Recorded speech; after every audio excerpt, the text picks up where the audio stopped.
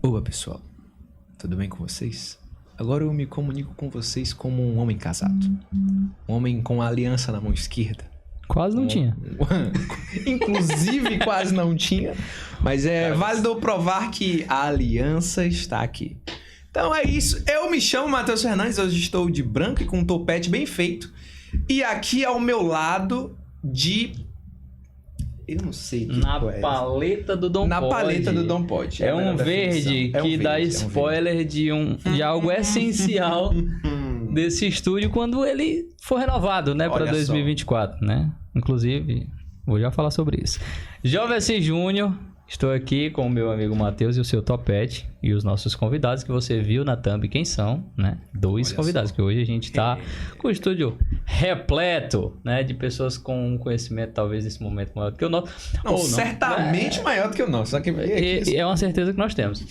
Se tem uma coisa que é certa nesse estúdio é que as pessoas do outro lado da mesa têm um conhecimento maior. Exato. Estamos aqui para mais um Dom Pod, podcast católico da vida ordinária. E, produção, antes de tocar a vinheta, não vou deixar vocês tocar a vinheta agora, não. Eu queria falar pra vocês, né? Tá vendo essa minha camisa?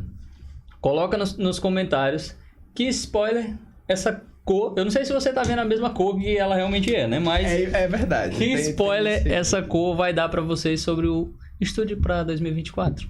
Tem algo que vai ser dessa cor aqui.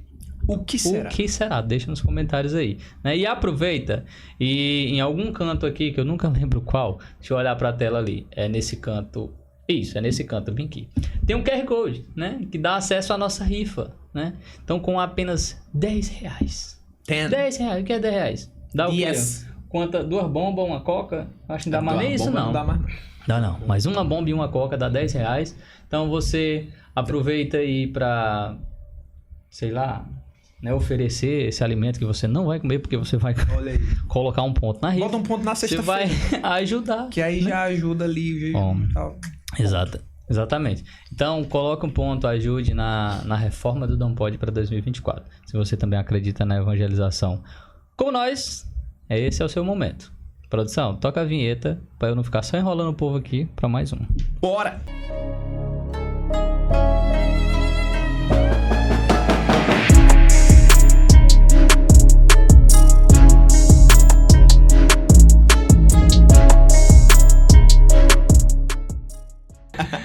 Voltamos, Matheus Fernandes. Estamos de volta!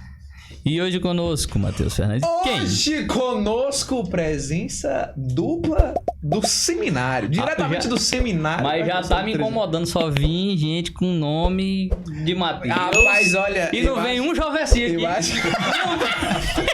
Eu acho que o nome recorde daqui é Matheus. E Maria Tereza. É verdade, curiosamente. Hoje conosco, Matheus Soares e João Vitor Piancó. Salve de palmas! Bem-vindo, meus amigos. Matheus, que não é o nosso Matheus daqui, mas é o Matheus da Colar. E João Vitor, bem-vindos ao Dom Pod. Bem-vindos. Matheus Soares tem 24 anos. Diretamente da paróquia São Francisco e Santa Clara. E tá no 2º ano de teologia. E se tudo der certo, em 2025 teremos o Padre Matheus. Bem-vindo, Matheus. Obrigado. E do nosso lado direito, pesando 70... João Vitor Piancó tá no 1º ano de teologia. Vem diretamente do Maranhão, formado em Direito e tem especialização em liturgia. Bem-vindo, João. Obrigado, Matheus. Obrigado, Jovessi. O Dom Pod é a casa de vocês e a gente já conversa com aquela pergunta marota que vocês... A gente, na verdade, a gente ficou sabendo que a galera do seminário... Seminório é ótimo. A gente tem uma audiência legal no seminário, cara. Por que não? Se não tivesse, tu soubesse a confusão que eu ia fazer. Eu ia bater no portão. A gente ia chegar lá... madrugada só pra reclamar. Entrar em contato com os padres. Pá, bota aí. Não é possível que pelo menos numa conversa não tenha rendido uma aula. Pelo amor de Deus. Pelo amor de Deus. Meu povo... A história de vocês com Deus. Como é que começou a história do Matheus e do João Vitor até eles decidirem, rapaz, quer saber do negócio? Vou pro seminário. Quando começou? Vai lá, Matheus. Como é que começou a tua história com Deus? Então, alegria estar aqui, né? Obrigado pelo convite. Sou admirador muito grande, né, dessa iniciativa, esse apostolado. É uma honra estar aqui, inclusive. Ele já apareceu aí nas nossas histórias. Verdade, verdade. Trocando uma ideia com o pessoal sobre esse momento que estamos vivendo. Inclusive, muito obrigado. Né? Eu não vou te cortar mais, não. Então, a minha história com Deus começa com a minha família, né? Como quase toda vocação cristã. E toda vocação nasce da família, né? E então, meus pais são católicos, né? Minha família, graças a Deus, católicos. E desde criança fomos iniciados, né, na fé, catequese familiar, nossa igreja doméstica, e depois na paróquia em si, sempre fomos envolvidos com a renovação carismática católica, né? Meu pai foi coordenador de grupo e sempre tivemos participação ativa, mas com, assim, momento específico foi com 12 anos de idade, né? De 10 para 12 anos, quando realmente a gente ia para os encontros, né?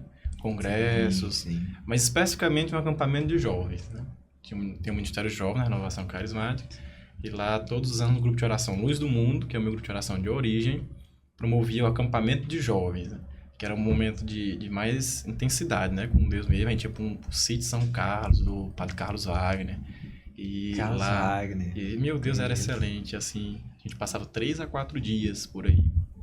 E lá foi onde eu tive, assim, a minha experiência mais pessoal, né? Com Jesus, onde eu realmente tive o desejo de realmente ser cristão, né? O primeiro momento é esse, de ser católico, convicto, não só de família, por tradição, porque eu acredito que há um momento, assim, em que a força da tradição familiar vai cessando um pouco, né? Sim. Parece que vai se esfriando, mas é o momento, então, da decisão pessoal agora, né? Existencial. Eu quero porque esse Deus tocou a minha vida, né? É a razão da minha existência. Então, foi a partir desse acampamento que, se não me engano, foi em 2010, 2011, onde eu estive onde eu me senti abraçado por Deus, né? Aquele homem da cruz, parece que derramou assim, uma gota do seu sangue na minha vida e me deu um novo sentido, né? De vida. E assim, daquele tempo em diante, então, eu me apaixonei mesmo. Aí continuei querendo servir, fazer missão e querendo comer Bíblia e querendo conhecer a história dos santos e apaixonado por Nossa Senhora, né? E aí tudo aquilo foi formando, né, em mim já aquele terreno para depois ser chamado por Deus também na vocação sacerdotal, né? Que foi num Festival do Senhor, no ano de 2012. Também eu era muito ainda jovem. O Festival do Senhor também é renovação, também, né? É o evento de carnaval que a renovação promove, é o de carnaval, né? verdade. Isso. E aí lá no escolão da Pissarreira, eu tive um momento muito, muito profundo com Deus, diante do Santíssimo Sacramento, adoração, onde eu senti mesmo Jesus me chamando, e isso foi confirmado com a profecia, né? Então foi uma coisa intra e extra, né? Porque também a gente recebe confirmações de irmãos, né? E depois, e até hoje estou também querendo receber essa confirmação da igreja, porque a igreja também tem esse papel importante de confirmar nossa vocação. Não é só eu sentir, né? Então a igreja precisa confirmar também, né? Então estamos aqui até hoje e não quero... 1000 vidas eu tivesse, 1000 vidas eu daria também a Jesus, porque é a melhor coisa que a gente pode fazer, né? A gente não perde nada, ganha tudo. Caraca, é isso. E aí, João, e tu, como é que foi? Então, na minha casa o pessoal não tinha muita frequência assim aos sacramentos, né, na vida da comunidade. Mas dizem, isso eu não lembro, mas falam quando era pequenininho, a brincadeira já era missa, essas coisas, né? Missa, reza, etc. Caramba. Não tenho lembrança. Mas o fato é que em 2009, eu com 9 para 10 anos, fui morar com minha avó. Fui estudar num colégio um pouco melhor, numa outra cidade, fui morar com ela, né? E era colégio religioso, então ela me introduziu no catecismo, nessa coisa toda, né? Porque ela era muito religiosa, né? Legionária. E aí começou o envolvimento, sobretudo no serviço do altar, né? Já como coroinha, né? Acólito. Sim. E aquele envolvimento mais paroquial, né? Uma vida paroquial muito ativa, né? Eu acho que no meu tempo de adolescente eu passei por tudo que é grupo, né? E pastoral na comunidade, né? E ao mesmo tempo com essa sede, né? De também viver o evangelho com mais profundidade, né? Apesar do que são as nossas limitações, né? Que todos as temos, né? Em 2017 vim para Teresina para fazer faculdade de Direito, mas já tinha um pouco essa ideia de ser padre, mas sabia que precisava amadurecer, né? Sim. muita gente me dizia assim, olha, você tem jeito de padre, não quer ser padre. Eu não sei o que é isso. Não, tem um amigo meu, o Moisés, né? Um abraço, Moisés, que ele diz que tem as pessoas que têm uma fauna, né? Tem uma fauna de padre. É a expressão que ele usa. Tem uma faunazinha de padre. Tem. Tomara que seja coisa boa, né? Mas então, eu tava no curso de Direito, né? Já na metade do curso. E como diziam isso, muitas vezes eu falei a Deus, olha, Senhor, se vós quiserdes, eu serei. Mas me deu um sinal assim claro, né? Claro, sim. Claro, porque eu sou meio lento. E de fato, o sinal veio muito claro do dia 3 de agosto de 2019, né? Naquela data eu tomei a decisão de entrar no seminário. De lá para cá não olhei para trás. E estou, né, no seminário discernindo junto com a igreja, né? Mas com os olhos assim fixos em Jesus e querendo sobretudo ser um padre e um bom padre, né? Para ajudar amém. A graça dele. Precisa da graça dele, né? Se for só por nós, é difícil. Mas que mal... Eu fiquei muito curioso, João. Desculpa. Mas se puder partilhar, claro. Eu sei qual foi o sinal. Ele acordou e tinha um pinchado na parede dele. Abre o seminário. Não. Qual foi o sinal claro de Deus? Não foi pichação, não, mas foi também muito explícito, né? Muito claro. Naquele dia houve uma celebração na paróquia onde eu ajudava, então, na Igreja do Amparo aqui. E depois da celebração, uma pessoa quis falar comigo, né? Pediu para falar comigo. Eu até achava que era uma bronca que ia me dar pelas circunstâncias, né? Sim. Mas era a pessoa certa para falar a coisa certa, né? Me perguntou se eu nunca tinha pensado em entrar no seminário. E aí eu apresentei minhas objeções, né? Eu já pensei, mas não entrei por isso e aquilo. E para cada objeção, uma solução, né? Uau! Não tinha como ser mais depois dali tomei a decisão, né? Quer dizer, entendi como sinal de Deus. Claro que essas coisas são muito relativas, né? Sim. Pode ser coisa da minha cabeça. Mas naquele momento eu tomei como sinal. Esperamos. Um fato, né, que ocorre aí nos dois, né? O Mateus veio de uma família católica. O João foi inserido ali nas atividades, mais nessa veia paroquial, através da sua avó, né? E aí o Mateus, ele contava pra gente quando a gente foi buscar ele, né? Vocês, e ele contando sobre a relação que... esse desejo que surgiu no coração dele ao sacerdócio tem uma relação também com as orações da avó dele, né? Como que foi isso, Mateus? Exatamente. A dona Maria do Desterro Soares. Sim. Ela... é uma mulher de muita fé, né? Matriarca da família, mãe de 14 filhos. Sim. E todos criados na fé e no exemplo de casa. Mulher de oração do rosário diário. Mesmo com pouca leitura, todo dia lia a Bíblia. E foi nas fundadoras, né? Da nossa paróquia, nossa comunidade. E da Legião de Maria, vários grupos, né? Com uma boa católica fervorosa, né? E ela foi, assim, decisiva, porque... Quando eu manifestei aos meus pais o desejo, eles não acreditaram muito, não. Assim fácil, não. Eu tinha pouca idade. Na época, acho que eu tinha uns 12 anos. Né? Eu sempre acompanho o ano, né? 12. E então, ela foi quem me deu apoio. Né? E, na época, também o meu pároco, o Padre Evandro, também, grande apoio. E um coordenador do grupo de oração, que era o Diogo Costa. Mas a minha avó me deu o maior apoio porque ela quis que eu entrasse no grupo de coroinha. Ela me apoiou muito para entrar. Que é como se fosse assim a pastoral vocacional, né? A celeita de vocações. Jovem aprendiz do Coroinha. Então, o meu pai ficou assim, relutando. Meu filho serve tanta coisa na igreja. É como vocês também, certamente, são assim, né? Passa a semana na igreja, com os compromissos. Né? E aí meu filho vai muita coisa. Mais um grupo. Mas esse é um grupo também que está próximo do altar. Então, se essa vocação for de verdade, é no altar que vamos satisfazer, né? E vou ter a confirmação maior ainda. E ela foi quem me ajudou. E queria logo me dar a túnica, e sempre me apoiava. E aí, quando ela soube mesmo que eu estava empolgado na vocação, meu Deus, aí ela começou a dizer umas histórias que era o melhor neto pra ela. Enfim, mas só depois que eu entrei no seminário, é que ela me disse que sempre rezou pedindo a Deus um filho padre. Né? Nenhum dos meus tios, nem meu pai, obviamente, vai entrar nele, né? Ah, teu pai não é padre. Teu pai não é padre. Pai não é padre. Mesmo que a maioria tenham sido coroinhas também, né? Influência, mas nenhum quis seguir o caminho sacerdotal. E eu achei muito providente isso, porque é como se eu fosse a resposta, né, das orações que ela sempre teve, né? Sempre fez. E se Deus quiser, né, e a igreja confirmar, eu quero, assim, de maneira especial, sempre dedicar, né, a ela uma missa, porque eu pedi a Deus, meu Deus, deixa ela viva, né, até a ordenação. Mas ela mesmo me dizia, não estarei viva, meu filho. Ela já previa isso. Os idosos parece que prevê a sua morte, né? E ela morreu no mês de Nossa Senhora, né, de maio, e sempre me disse que estaria sempre rezando por mim, né?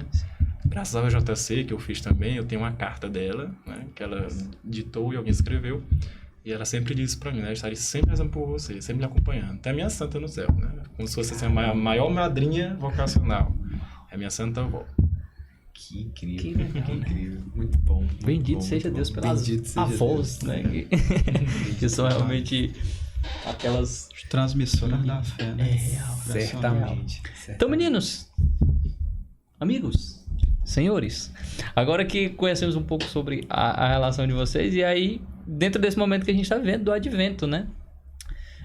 A gente pode entender o advento como um período e um momento de silêncio, né? De recolhimento, de oração. Mas como que a gente pode entender liturgicamente mesmo, né? Como se viver, com a forma ideal, como entender o período do advento, né? Apesar das pessoas já terem alguns spoilers aí depois do Mateus nos nossos stories, nos nossos reels, né? Mas que vocês podem trazer pra gente, né? Sobre prometo falar coisas diferentes. Ele, com palavras diferentes, talvez. Mas é isso. Então, vou começar. Dom Henrique Soares, saudoso, ele disse numa homilia que o advento é como se fosse a quaresma para o Natal, né? Então, toda grande solenidade da igreja tem uma preparação, né? Tal como a Páscoa. Então, o advento tem essa grande importância de nos preparar mesmo, né? Como João Batista veio com a missão de preparar os caminhos do Senhor, então o advento tem essa missão de preparar em nosso coração a vinda desse Deus que está de uma primeira vez como criança, mas também na sua segunda vinda, que pode ser a qualquer momento. Agora. Né? Inclusive depois daqui, né? Então, os cristãos sempre viveram nesse Maranatá, né? Vem Senhor. Inclusive, era um problema da primeira comunidade cristã, que eles achavam que já era logo, não queriam nem trabalhar, né? Aí São Paulo vai lá e briga. Quem não quer trabalhar não deve comer também. Porque eles pensavam que realmente eu vi logo, então deixaram de trabalhar, deixaram de fazer as coisas civis, achando que Jesus logo ia voltar, né? Mas o nome disso era preguiça. Também, né? Tava tudo sendo uma desculpa. Sim. Mas a igreja foi entendendo, então, que não seria, assim, de forma imediata. No entanto, há também uma expectativa de que todo dia pode ser o último, né? Inclusive, tanto nas nossas vidas, com a morte, mas também da vinda de nosso Senhor Jesus. Então, o advento, né? Aquele que há de vir e vai nos preparar para acolher da melhor maneira, porque na primeira vez ele não foi preparado, né? Não tinha nem lugar, não tinha casa. Mas agora, na sua segunda vinda, com a sua glória, aí a gente tem que se preparar, porque se ele encontrar a gente com rejeições, com alguma barreira, algum bloqueio, vai ser difícil voltar com ele, né? A gente tem que estar preparado, né? E essa ocasião não deve ser de medo, que às vezes é uma esfera apocalíptica, né? Diz que ele vai vir. Mas não, ele é Deus de amor. Se ele veio uma vez para salvar, na segunda vez é para salvar também. Não é para condenar. Agora, nós é que temos que estar preparados para não sermos condenados pelas nossas próprias capacidades, juízo, consciência. Então, ele vem uma segunda vez para salvar e nós precisamos, então, estar em condições de sermos salvos, né? Que é estar na graça, é aceitar ele, né? É acolher a sua palavra e fazer uma manjedoura bem bonitinha no nosso coração, né? Para ele nascer todo dia. Bem fofo. E não faz muito tempo eu falava com o Mateus sobre... Nós falávamos, né, sobre uma catequese de São Bernardo, que ele fala sobre essas duas vindas de Jesus, né? A primeira vinda na carne, na humildade, né? A última vinda, né? Para São Bernardo ele vai dizer que é a terceira vinda, né? No fim dos tempos, mas porque ele trata exatamente uma vinda intermediária, né? Quer dizer, Nosso Senhor vem ao nosso encontro cada dia na Eucaristia, na palavra, na pessoa do irmão, né? Sim. Nosso Senhor vem sempre, né? E aí, claro que o advento tem um apelo forte à conversão, a gente vê isso pelo paramento roxo do padre. Mas, sobretudo, Missal Romano se refere ao advento como um tempo de piedosa e alegre expectativa, né? Piedosa e alegre expectativa. Aí isso faz a gente pensar numa passagem da literatura do Pequeno Príncipe, né? Se tu vens, por exemplo, às 4 da tarde, pelas 3 já sou feliz, né? Diz assim, então, aquela expectativa que vai se criando no nosso coração. E a penitência nossa no Advento é exatamente fruto dessa expectativa e desse desejo de se encontrar bem, né? Com o nosso Senhor. Então, o Advento como esse tempo de preparação. Aí o Mateus já falou bem sobre isso, né? A primeira parte do Advento, a liturgia e tudo, vai se encaminhar para a vinda gloriosa de Jesus no fim dos tempos, né? E a segunda parte do Advento, a partir do dia 17 de dezembro, se chama Semana Santa do Natal, entre aspas, né? Aí vai tratar dos acontecimentos ali que precederam mais imediatamente o nascimento de Jesus, né? Então, o anúncio do anjo, etc., a visitação, esses fatos mais imediatos, né? Sobre o Natal propriamente dito. Assim, digamos que a estrutura do Advento, né? A primeira parte voltada para a segunda vinda e a última parte, a segunda parte voltada para o Natal histórico, digamos assim. Eu fiquei me perguntando exatamente essas... E agora você explicando, eu consigo ver as duas partes, né? Mas eu me perguntava, enquanto meditava a liturgia da semana passada, acho que na liturgia das últimas liturgias da semana passada, e que falava justamente sobre o fim dos tempos mesmo, né? Então, tipo, aquela passagem de Mateus 25 que eu tava até comentando com a Thaís, que foi uma experiência de oração diferente das que eu tive até então. Porque era como se Deus tivesse me proporcionado uma meditação mais profunda sobre a própria morte. Mas não de uma maneira triste, mas de uma maneira a considerar que qualquer dia pode ser o último dia. Então, quando eu li aquela passagem lá, e aí nas nossas perguntas coringas, tem uma que a gente já perguntou para algumas pessoas, e que eu tenho a minha resposta. Eu vou deixar para contar essa parte da meditação pro final do episódio, que a gente vai aproveitar para perguntar para vocês também. Mas fato é que eu nunca tinha pensado sobre a morte da forma como a liturgia propunha naquele dia. E eu custei a entender esse chamado para essa meditação com o Natal. Que, tipo, pra mim era exatamente o oposto. Tipo assim, como é que Deus tá... Vai ser Natal, a gente vai estar aqui de Ingombel, o menino nasceu, hoje nasceu para nós Salvador. E agora ele tá falando de... Então, gente... E a gente vai separar as ovelhas dos cabritos. Meu Deus! Mas é engraçado essa relação, né? Morte e vida. Porque ao dia de Natal, que é o dia 25, se segue a festa de um martírio, né? Que é Santo Estevão, dia 26 de dezembro. Sim. Né? Em outras palavras, um assassinato, né? E a igreja está dizendo exatamente isso, que é importantíssimo nascer para este mundo, mas é importante, sobretudo, nascer para a eternidade, né? A gente vive em função disso, né? Sim. E nunca deve perder isso do nosso horizonte, né? É muito curioso. E eu realmente queria entender um pouco melhor. Por exemplo, eu não tinha me atentado, porque também não posso confiar na minha memória. Mas não vou confiar na minha memória. Mas eu acho que ano passado, por exemplo, eu não lembrava que não se cantava o Glória nas missas nesse tempo, né? De Advento. E aí o padre no último domingo ele falava sobre isso, né? Que não se tem um Glória porque é um período de meditação e tal. E você falou, João, um negócio sobre a piedosa e alegre expectativa. Piedosa, né? E alegre expectativa. Como é que a gente pode entender esse termo de piedade? A piedade, ela é algo que, tipo... Ela é algo mais interna, pessoal, ou ela é algo mais... O que é a piedade? Como é que a gente vai... Rapaz, é assim eu estou sendo piedoso, assim eu não estou sendo piedoso. Tipo... Sim. Então, a piedade, sobretudo, é uma forma de se praticar a justiça em relação a Deus, né? Nós damos a Deus o que é dele. Né? Isso é a piedade, né? Então, quando a gente fala de uma piedosa e alegre expectativa, com esse termo piedosa, a gente quer se referir a esses exercícios, né? Que a gente vai praticar especialmente nesse tempo, né? Os exercícios espirituais, esse esforço maior de conversão, né? sobretudo, o advento é muito caracterizado pelas vigílias, né? Pelas vigílias. Porque Jesus é o sol nascente que vem nos visitar. Então, entre as práticas de espiritualidade mais comuns, a gente tem essa prática da vigília, né? Então, ou dormir mais tarde, ou acordar um pouco mais cedo para rezar, né? Para esperar o sol nascente. É a prática espiritual por excelência do advento, né? Então, tudo isso apela à nossa piedade, à confissão que nós fazemos, né? Preparando o Natal do Senhor, até a própria decoração da nossa casa. Depois a gente vai falar possivelmente sobre presépio, essa coisa toda. Tudo isso vai estimulando a nossa piedade, né? A nossa relação filial com Deus, né?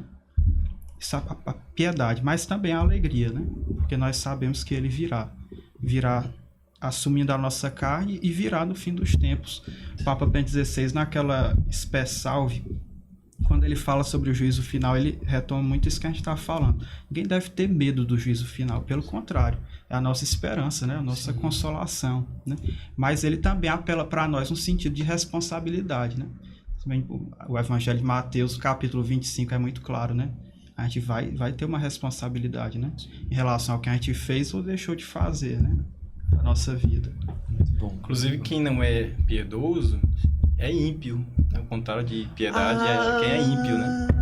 Não sabia. É quem não tem a reverência, né? A prática religiosa. Então, várias vezes a Sagrada Escritura usa ímpio, né? Exato. Como sinônimo de quem não tem piedade. Pio, né? Piedade, ímpio. Ímpio, injusto, isso, pecador. Injusto, pecador. Claro que foi um termo que também sofreu alterações semânticas, né? Durante a história. Que para nós hoje, inclusive, também piedade é um clamor de misericórdia. Quando a gente canta piedade, Senhor de nós, é misericórdia de nós, né? Mas o princípio original é isso que o João explicou, né? É no sentido de praticar a justiça mesmo diante de Deus. Né? Interessante. E, tipo, Mateus, nesse tempo, assim, uma das... A gente tá falando das práticas espirituais e é um momento que, tipo assim, as famílias se juntam durante o Natal e aí tem aquela... A ceia, tem aquele negócio dos... O peru. Tem um amigo oculto. Por que o peru? Qual o significado do peru? Não, mas em alguns núcleos familiares, eu não sei se o de vocês presenciaram isso, mas eu já. No meu. E eu não sabia. Naturalmente eu não sabia. E acredito que grande parte das pessoas também não sabe. Que o Natal não é a mesma coisa do aniversário de Jesus. Né? E algumas pessoas, elas têm essa prática de cantar o parabéns, comprar um bolo, né? Tipo, a galera que traz um bolo de Natal, um presépio e tudo lá. Como é que a gente pode entender o Natal não é exatamente a data do aniversário de Jesus? E por que a igreja escolheu, então, mais ou menos esse tempo para que a gente meditasse sobre a encarnação? Olha, é uma questão que até às vezes muita gente na universidade, historiadores e alguns sites querem muitas vezes difamar a igreja como se ela estivesse propondo uma data mentirosa. Como se fosse meramente só para cobrir a falta que o Império Romano fez quando foi derrubado, quando caiu, e a igreja então tomou aquela data, né, de 25 de dezembro, que era celebrado já alguns outros, Deus do Sol, por exemplo, né? E não é isso, né? Na verdade, já há muito tempo já celebrava o Natal. Os registros históricos de Santo Inácio de Antioquia, século I, né? Até mais ou menos 90, 70. Primeiro século, né? Onde ele já se falava da celebração do Natal. Santo Agostinho também cita, muito tempo depois, né? Do 25 de dezembro. E, é claro, não é dogma, a gente pode discordar de que ele não nasceu em 25 de dezembro, né? Mas há um argumento favorável, que é quando São Lucas escreve o primeiro capítulo, falando do sacerdote, pai de João Batista, Zacarias. Sim. Quando ele vai oferecer, ele é escolhido para oferecer o sacrifício expiatório no santuário, né? E ele era da classe dos sacerdotes de Abias, se não me engano, Abias. E então essa classe de sacerdotes, segundo estudos dos próprios judeus, ela oferecia esse sacrifício mais ou menos na data do dia 23 a 25 de setembro. Então, quando Zacarias teve o anúncio do anjo Gabriel, São Gabriel, é santo também, né? Né? Por natureza. Mas quando Zacarias recebe o anúncio, então, do arcanjo, né, Gabriel, logo então aquele que era estéril, né, Isabel era estéril, não podia ter filho, eram idosos, né, então se presume que naqueles dias, entre os dias 23 a 25 de setembro, João Batista foi gestado, né, gestado não, mas foi feito, né, sim. Foi, houve a união, foi né, coisado. dos dois. E aí, somando-se, então, com o relato da anunciação à Nossa Senhora, também pelo anjo Gabriel, ele diz que Isabel já estava com 6 meses de grávida. Então, de setembro, outubro, novembro, dezembro, janeiro, fevereiro, março. Sim. É como se fosse até o dia 25 de março, mais ou menos. 6 meses de diferença. Que, inclusive, é a data litúrgica da anunciação da Nossa Senhora. Sim. Celebração. Da encarnação do verbo, né? Exatamente, da encarnação. E aí, o evangelista diz que a Nossa Senhora, então, teve esse anúncio do arcanjo Gabriel, provavelmente dia 25 de março. Contando, então, de 25 de março, 9 meses, 25 de dezembro. Então, provavelmente, realmente, a data próxima. Até porque também existe um argumento também astronômico de que era o tempo do solstístico, né? Solstício de inverno. De inverno. Isso. Né? E o solstício de inverno, ele começa no dia 21 de dezembro. Portanto, dali, de 21 de dezembro até o dia 6 de janeiro, mais ou menos, é o período solstício, onde quando a noite é mais longa e o sol parece que se recolhe mais, né? Mais cedo, é como se fosse mais abafado o sol. Inclusive, o sentido espiritual é como se a gente estivesse no período mais nebuloso da nossa vida, da história do homem, e o sol da justiça, Jesus, nasce nesse período, né? A luz resplandeceu em meio à escuridão, né? Então, tem todo... Converge, né? Argumento astronômico. E é justamente nesse período onde muitos dizem, né, que os pastores, né, que estavam arrebanhando lá as ovelhas, estariam fazendo isso, justamente por esse solstício de inverno, para aquecê-las, né? É como se fosse uma outra evidência. E então, provavelmente, é justamente essa data, de 21 de dezembro, quando começa o solstício de inverno, que no hemisfério norte, né? Para o norte. Para nós aqui, quando ele começa, já não é nessa data, né? É para outra data. Mas lá para o norte, na região da Palestina, Jerusalém, Israel, é desse 21 de dezembro. Então, muitos pais da igreja, o Padre Clemente de Alexandria e outro que também fala do Natal, como 25 de dezembro. Santo Hipólito também, do século II, se não me engano, também fala disso. Então, não é coisa invenção, porque foi fixada pelo Papa Júlio I, do quarto século, como 25 de dezembro. Fixada, mas já de uma tradição que vinha antes, né? Ele sentenciou algo Exatamente. Que já era rezado. Então, assim, não é porque a igreja está inventando a data, e nem é aniversário de Jesus nesse sentido também. Então, justamente por isso, porque é um mistério que perpassa o aniversário, né? É um mistério da encarnação, que a gente deve contemplar com estupor, né? O Papa Francisco fala na Desiderio Desiderável, que todo o mistério da liturgia, e este é um dos grandes, depois da Páscoa, o mais importante, né? Da encarnação, Natal, Nosso Senhor, deve ser contemplado com estupor. Então, não é a gente ficar também, assim, racionalizando demais. Eita, só em meio. Essa é uma questão até secundária, né? Não é nem dogma. Vocês podem discordar desses meus argumentos aqui. Mas, assim, o mais importante é que ele realmente se fez presente entre nós. Alguém pode dizer, mas Horus também é celebrado 25 de dezembro, no seu nascimento. E é verdade. Deus Horus, outras culturas pagãs. Se não me engano, Osíris, outros deuses aí pagãos, dia 25 de dezembro. Ok, mas eles existiram mesmo? Esse é o problema. Jesus realmente existiu e nasceu. É comprovado historicamente por outros historiadores, nem são cristãos. Flávio José, judeu, historiador judeu, confirma o nascimento, né, de um Cristo que veio e morreu, foi crucificado. E dizem que ressuscitou. Ele fala assim, né? Claro que não vai confirmar isso, mas dizem que ressuscitou. Também Tácito, historiador romano, né, pagão, confirma. Então, Jesus, a diferença de Jesus para os outros deuses é que ele realmente veio. É engraçado que até na história do Brasil, conta-se que quando os jesuítas chegaram aqui, algumas tribos indígenas já tinham, na sua mitologia, nas suas crenças religiosas, a certeza não, mas uma tradição de que um dia viria um libertador, que um dia viria um salvador. Então, perpassa até a região onde Jesus nasceu. É como se estivesse já como que uma semente plantada nas gerações, nas civilizações, nas culturas, um redentor, porque o homem sempre teve necessidade de um redentor. Algo na alma humana. De um Deus que se encarnasse. Porque enquanto todo mundo queria ser Deus, inclusive o pecado de Adão e Eva, né? Queria ser Deus, essa tentação. Agora Deus vem... Agora a lógica se inverte, né? Deus que desce. Não é mais o homem que sobe, né? O homem que quer subir.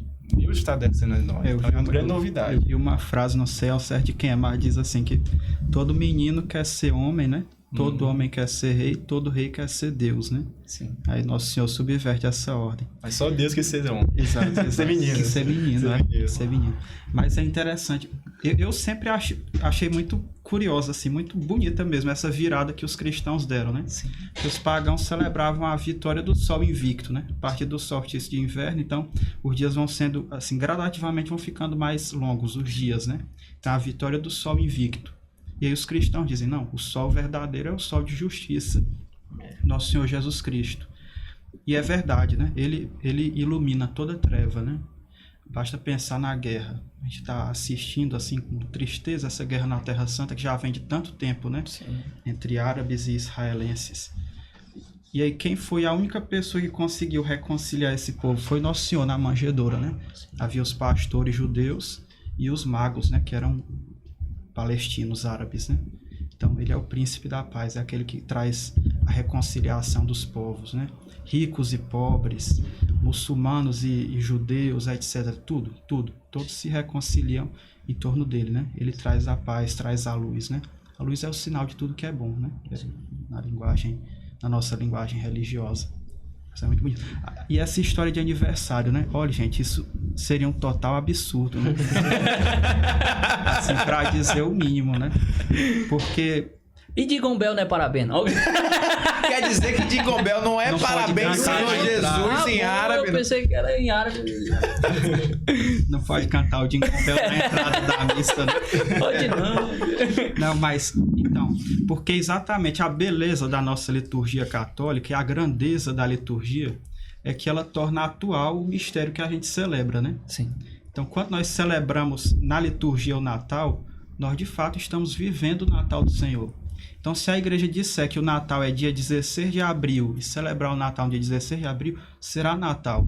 Falando assim em termos imprecisos, mas talvez o pessoal compreenda melhor, né? As graças que os pastores experimentaram lá na manjedoura, quando Jesus nasceu, nós recebemos também no dia de Natal, né? Participando da liturgia, né?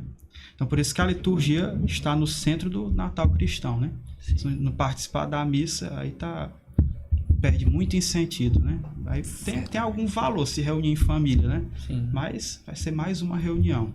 Agora, a liturgia é que dá o sentido a essa celebração, né? É por isso que a gente sentido não pode... de atualidade, é o hoje de Deus, né?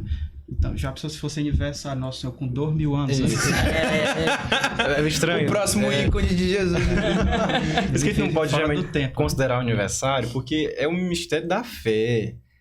E que assim, é de contemplar um Deus que se fez homem para resgatar o homem, né? Da situação em que viviam. Então, assim, a gente contemplar esse mistério com a concepção de que, meu Deus, agora a humanidade tem jeito. O cardeal Catalamessa, ele fala em uma de suas homilias que o nascimento de um bebê é sempre um sinal de que Deus ainda não desesperou dos homens. Isso pra você que vai ser pai em breve. Não é O nascimento de uma criança, de um bebê, é sempre sinal de que Deus não desesperou dos homens. Ou seja, tem esperança ainda pra nós. Temos salvação. De você Só ainda. pra eu gravar. Ele não de desiste, né? frase, só pra eu- Cardeal Catalamessa, né? Raniero Catalamessa, que é o pregador oficial do Papa. Eu queria dizer pra ele que eu ia gravar também, mas não vou conseguir não. Depois tem que me mandar. Então, É assim, o cardeal que tá na mesa. Se uma criança é uma criança qualquer, ele se refere a uma criança qualquer, é um sinal de esperança, imagina só o menino Deus. Meu Deus, o Deus que envolve a terra inteira com a sua mão poderosa, que tudo criou, agora é envolvido por mantos, né? Agora é colocado nos braços. Que oração Nossa Senhora fez com Deus em seus braços, né? A gente pode imaginar. Então, assim, é um mistério que perpassa o aniversário de Jesus. Não, é uma coisa que vai além. Deus se fez homem para me resgatar. Passa, né? Ele assumiu nossa natureza para dizer que nós temos jeito, né? E agora a nova criação, que inclusive no Evangelho de João, ele fala, e o verbo se fez carne, né? Habitou entre nós, ele se referindo, fazendo referência ao antigo Gênesis, né? Quando Deus criou o mundo e a terra, no primeiro capítulo. Então, logo no seu primeiro capítulo, ele vai retomar agora uma nova criação, né? O verbo se fez carne. Ele é gerado, realmente veio de Deus.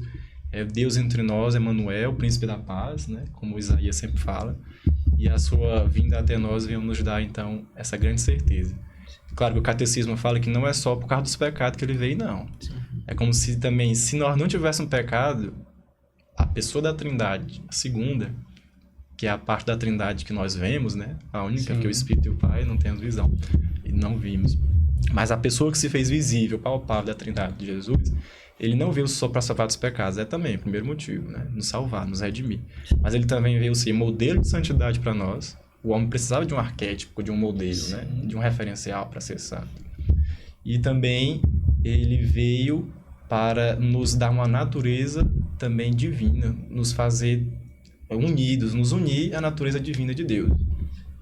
Então ele veio também resgatar aí nessa dimensão deificante que a gente estuda na filosofia, né? O homem tem uma dimensão deificante que transcende a natureza humana. Nós temos no coração uma sede de eterno, né? Do que é infinito, do que não passa. Então, nesse tempo de Natal, diante de tanta trivialidade, às vezes, que a gente vê, até de músicas, né? Que não falam mais de Jesus, para não ser triste, quero ver você não chorar. Nem fala de Jesus. É um Natal falso. O Natal verdadeiro é realmente aquele que mostra que um Deus se fez criança para nos elevar, né? O Filho de Deus se fez homem para que o homem fosse filho de Deus, né? Para que a gente fosse e retornássemos a ser filho de Deus. São Leão Magno fala muito disso, né? Ele usa a expressão comércio, né? Que é um admirável comércio, um admirável intercâmbio. A gente dá a nossa humanidade a Jesus e ele nos dá a sua divindade. Nossa, que incrível. A gente casou no dia de São Leão Magno. Que beleza. Então, assim, a gente meio que foi procurando, assim, motivos pra gente... Não, beleza, o dia que dá pra gente é dia 10. Vamos saber qual é o santo do dia 10. Todo dia tem um dia de santo, graças a Deus. Aí vamos saber quem é que Deus escolheu aqui pra gente. Aí foi lá, São Leão Magno. Aí disse que ele tem uma participação no catecismo, né? Não sei exatamente em que exatamente. Mas agora eu vou ficar com isso guardado também. São Leão Magno refletiu muito sobre o mistério da encarnação, né? Salvo engano, ele tem 10 sermões sobre esse mistério da encarnação. Então, ficou bem célebre, né? Na teologia, na liturgia. Se eu não me engano, essa expressão, admirável intercâmbio, está tomada até na liturgia das horas. Tem um hino que começa assim, é uma antífona, né? O admirável intercâmbio. Tomada dele, né? Entre o céu e a terra. Meu Deus, que incrível. Eu vou guardar, eu vou rezar que tem que pesquisar os sermões dele para meditar no Natal, né? No tempo de Natal. Enquanto aí... Voltando lá, né, às nossas reuniões de família, né, que a gente falava que no Natal é o período mesmo que isso a gente falava até antes, né, que é quando a gente fala ali do final do ano, Natal e Réveillon, né, Natal é sempre aquele espírito mais família, né, que a gente quer tá próximo. E nessa de estar em família, uma das coisas que sempre me cativam ali mesmo no período de Natal, em casa, decoração e tal, o presépio, né? Que inclusive digo aos prefeitos das cidades, não é só pisca e uma árvore não, gente. Bota um presépio pra galera lembrar do real sentido do Natal. Fala mal do prefeito não, né? Não fala mal do prefeito não. Não, o prefeito é bom, ele só não botou foi o presépio. No ônibus. Mas o ônibus tá piscando, né? Obrigado. Mas, enfim, aproveitando que a gente tá aí num ano que celebramos, né? 800 anos. Isso. Né? De onde é que veio o presépio? Né? Ali quem foi que desenhou o presépio do jeitinho que a gente organiza ele hoje? E quem é aquele carinha que tá no presépio com a ovelha? Minha gente, é uma dúvida. Isso Depois aí eu vou real. compartilhar com vocês, mas... Você deixa o João Vitor. Não, devia deixar darem um chute aí, quem foi que inventou o presépio. Eu tenho um chute, sabe, né? porque... Certeiro. Eu não sei se meu chute é certeiro, mas foi assim que eu aprendi. Foi em São Francisco. Tá certo. Isso, Aí, pelo menos isso de São Francisco que eu sei. Então, isso é tudo que eu tenho da minha devoção. E o cabelinho era... E a tonsura, mano. Legal. Então, assim, em 1223, Idade Média, né? São Francisco, se não me engano, vindo de Jerusalém, depois de ter feito uma viagem, ele chegou a uma cidade chamada Grécia, né? Grécio, da Itália. O italiano não tá bom, né? Mas ele chegou lá e começou então a ter essa inspiração, essa emoção, né? Para montar um presépio. É coisa de coração apaixonado, né? Sempre querer fazer loucuras de amor, inventar coisas. Então, São Francisco, seu coração apaixonado por Jesus, teve essa inspiração, essa ideia de fazer um lugar para acolher aquele menino, né? Você imagina assim, acho que é próprio até da própria espiritualidade franciscana, de ver naquele menino a pobreza de Deus, né? Deus se faz pobre também, você imagina. Imagina assim, a comparação até é muito fraca e não é a altura, mas se a gente fosse, na nossa condição, fôssemos transformados em uma formiga, por exemplo, em um piolho. Meu Deus, como é que eu ia me acostumar a ser uma formiga e o cara tem uma vida humana, né? Sou humano, me acostumei com este mundo, tenho mãos e pés. Mas você é uma formiga. Então há uma pobreza, uma perda, não há? Deus que se fez homem. Né? Como que a gente pode fazer? Não dá nem comparação. Sim. Então, acho que São Francisco viu, assim, que era preciso representar aquela cena. Né? Porque, assim, a nossa fé, e isso é um mal de que alguns irmãos cristãos, infelizmente, de pensar que nós inventamos muita coisa para Jesus, né? Bastaria celebrar só a ressurreição, até mesmo a morte seria coisa de se deixar de lado, né? Mas não, a nossa fé é o Cristo todo em todos os seus dias de vida, em todo o seu momento. Porque ele é a revelação do Pai, por completo. Então não é só o que Jesus falou, o que ele viveu, o que ele fez. Tudo é revelação divina. Toda a vida de Jesus é salvífica, é autossalvação. Né? Então, assim, desde o seu nascimento até a sua ascensão, tudo é graça, né? Tudo é solenidade para nós, deve ser celebrado, vivido, porque a revelação do Pai não é só em palavras, é também em fatos. Até o Concílio Vaticano II, os documentos falam isso, né? Que Deus fala na sua palavra e fala também nos fatos, né? Então, Jesus é o maior fato da humanidade. Até o padre Douglas Pinheiro, ele diz assim, que com o nascimento de Jesus se inicia o resto da história da humanidade. Porque até ali, parece que a gente estava assim perdido. Todo mundo atirando para todo lado, ninguém tinha certeza de nada, era muitos deuses. Quando Jesus vem e Deus se faz presente entre nós, acabou qualquer teoria. Inclusive os padres da igreja falam que quando ele veio para acabar com a idolatria, com o politeísmo. Então, não há outros deuses, porque o próprio Deus, o único verdadeiro, se fez presente entre nós, né? Então, o Natal é também meio até de conversão, de evangelização, né? Querigmática. Ele veio se mostrar, então a verdade, aquilo que os filósofos tanto questionavam, desde Platão, Aristóteles, o que é a verdade? O que é o homem? Como chegar à plenitude da felicidade?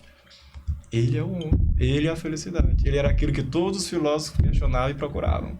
Então, tanto na filosofia quanto na teologia, as religiões, ele é a resposta, ele é a verdade feito homem. Então, Jesus, nesse sentido, vem ser para nós esse grande revelador com toda a sua vida, desde o nascimento, e, portanto, deve ser celebrado, né? Com toda a nossa solenidade, com toda a nossa reverência e piedade. Né? E aí, continue. Não, que o primeiro presépio, esse que São Francisco montou, ainda era bem primário, né? Rudimentar.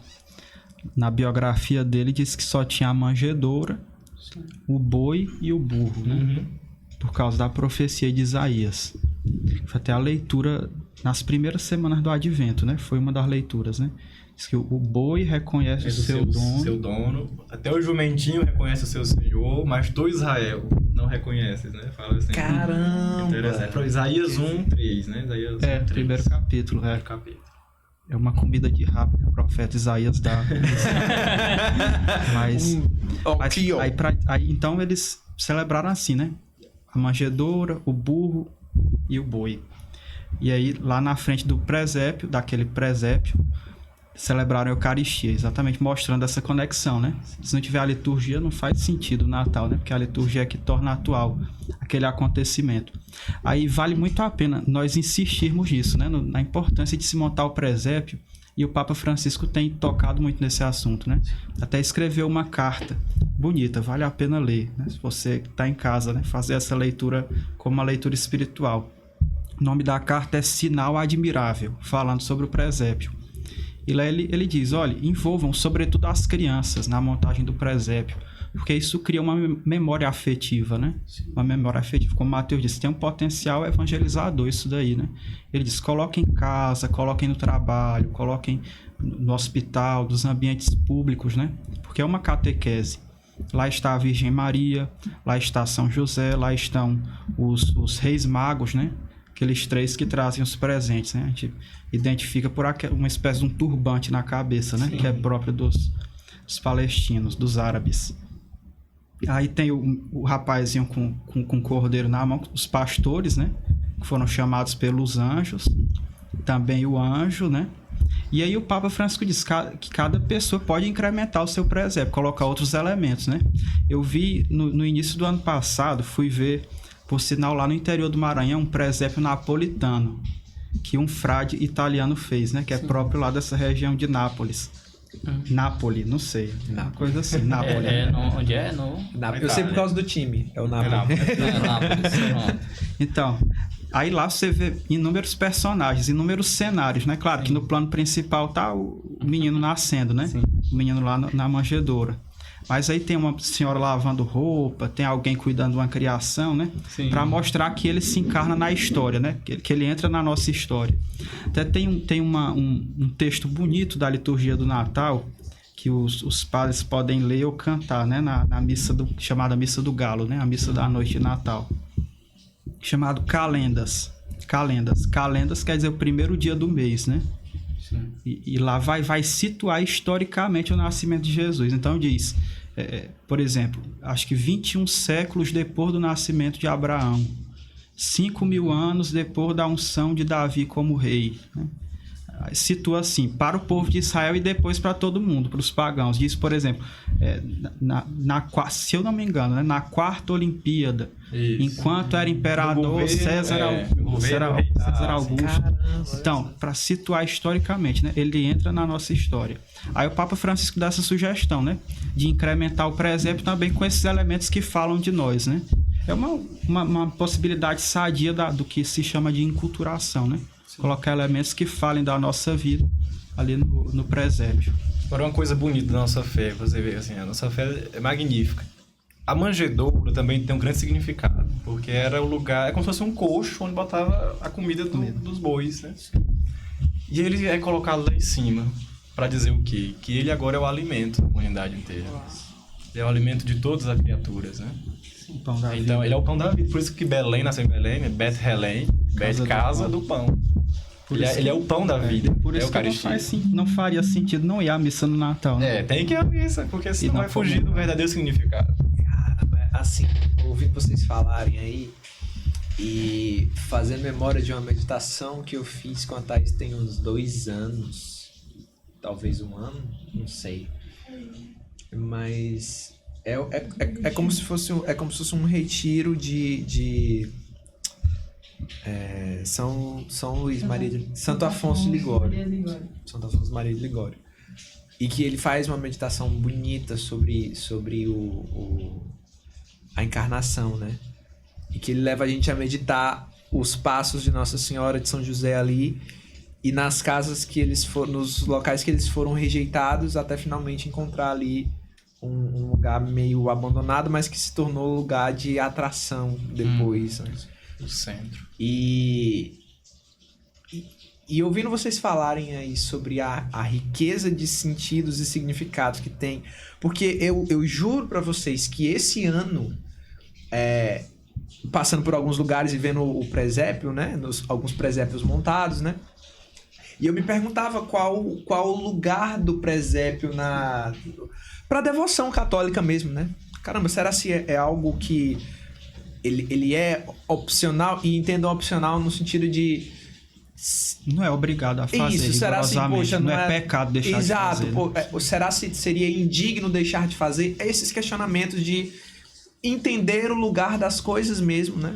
Entender o que é o primordial. Sim. E o que é o secundário. É isso, o que são os acréscimos ali, né? E eu me peguei pensando sobre o presépio, né? Caramba, será que o presépio ele tá mais nessa parte decorativa, nessa parte de ambientar ali a época natalina, né? E agora, ouvindo vocês falarem, caramba... Porque pode se tornar isso, né? Pode se tornar isso, mas o ideal é que seja uma oração, né? A montagem do presépio seja uma oração e proporcione, né, uma oração para nós. Agora eu diria assim, também não cair no perigo do minimalismo, né, de diminuir as coisas, porque de fato o principal é o presépio, né? É o primeiríssimo. Mas aí tem outros elementos que vão caracterizando o nosso Natal que também tem o seu valor, né? Sim. Por exemplo, a reunião familiar, né? Sim. Eu acho que a família cristã não deveria abrir mão, né? Da confraternização nataliana, da ceia de Natal, né? Porque o Natal mostra que Jesus quis ter uma família, né? Nasceu no seio de uma família. Poderia ter vindo uma espaçonave, né? Poderia ter sido tirado do pó da terra, do barro, né? Como Adão. Quis vir de uma família, né? Depois, aí tem outras coisas, né? A árvore que também ganha o seu simbolismo, né? A árvore que representa 3 coisas, né? Olha, isso eu lutei para decorar, para dizer. Isso foi pra cá. Eu quero dizer isso, porque eu estudei muito para dizer isso. Aí a árvore que traduz o quê? Traduz vida, né? Vida, proteção e renovação. Deu certo. Eu não faço a menor ideia se tá certo, mas eu acredito em você, amigo. Não, mas porque, olha, vida pelos frutos, né? E as folhas, né? Depois proteção pela sombra, né? E renovação pelo ciclo das estações, né? E depois ela tem as raízes debaixo da terra, o tronco na terra e a copa apontando para o céu, né? Sinal assim de progresso espiritual, né? Aí a Bíblia tá cheia de referência à árvore. Jesus é a árvore da vida. É a árvore da vida. A videira verdadeira. Eu nunca mais vou decorar uma árvore pensando em outra coisa. Aí então a árvore, né? E também aquelas bolinhas, né? Que aí vão representar os frutos, né? Exato. Seriam as virtudes cristãs para nós, né? Os frutos do nosso enxerto em Cristo, né? Piscas, a luz da vida. A luz, etc. Tudo isso tem um significado e vai criar a estrela que guiou os magos, né? E, gente, o que seria o Natal sem isso, né? Nós não teríamos esse clima tão puro, né? Tão puro, né? No meio de um mundo tão vulgar, né? Como é o mundo em que a gente vive. Parece que no Natal a gente respira um pouco, né? Uma atmosfera de candura, né? Até os corações mais endurecidos parece que amolecem, né? Como é bonito a gente passasse na avenida e ver uma árvore, né? Piscando. Obrigado, meu prefeito! Mas assim, é uma coisa que eu acho que tem se perdido em muitas casas. Antes, eu tenho a impressão que quando eu era criança eu via mais casas decoradas. Pisca, e hoje pouco se vê. A maioria são as lojas mesmo, né? E outras coisas. Mas assim, seria bom de voltar com esse costume, né?